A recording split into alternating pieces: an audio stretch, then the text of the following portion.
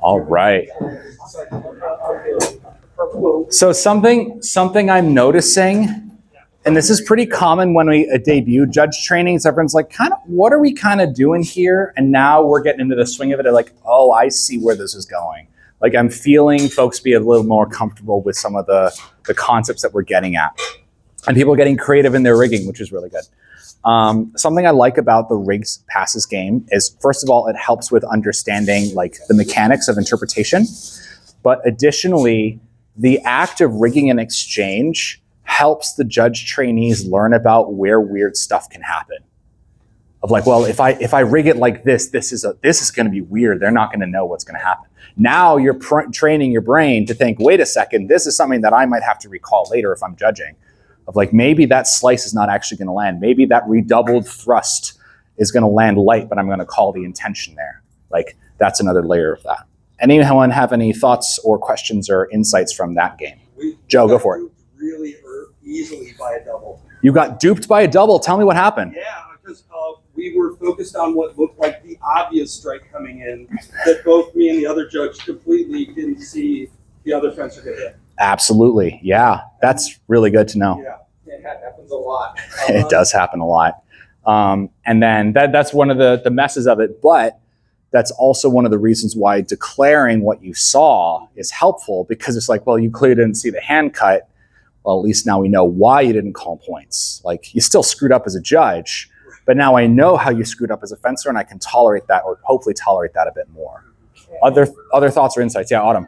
And hopefully, if you do mess up, you have good enough fencers that they go, I did in the hand. One can hope. That doesn't always happen, because different regions have different opinions of self-calling or priorities for it. Different people have different personalities. I know I'm definitely not self-called sometimes. I shouldn't admit that as a lead judge, but Yeah, sometimes I haven't self-called someone thing for yourself.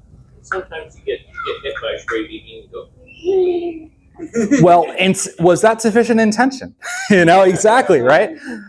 So now the next thing that I'm just going to talk through a little bit without doing a drill for, and then we'll do one last drill, is there's a second acronym that I use, which is ARP, also from the Ohio Rift Valley League. It stands for Actions, Rules, Points.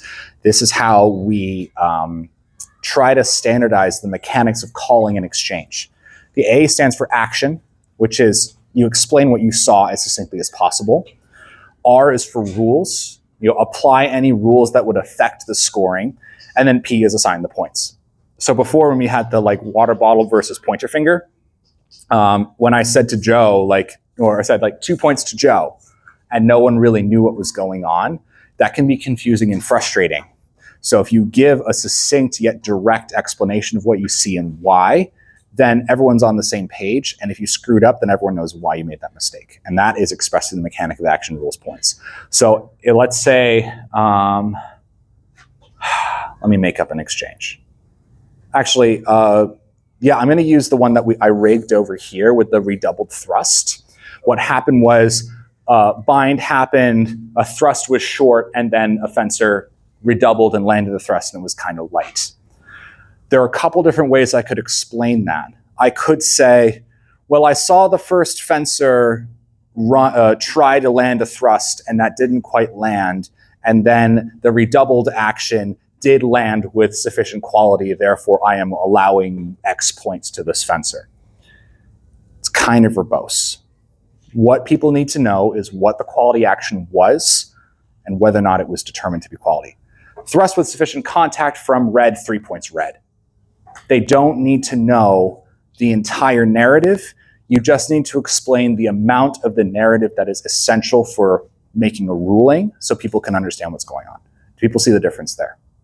And so the reason why we teach crits and ARP or ARP next to one another is because the rules are based on our assessment of quality. And so to make that rules interpretation and explaining the actions themselves, we can use standardized language that keeps it brief.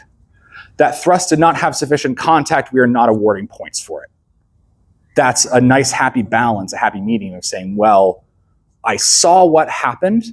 I'm not saying I didn't see it, or I'm not saying it didn't happen, but you're not getting points for a specific reason. And I'm saying that in a single clause that keeps things succinct.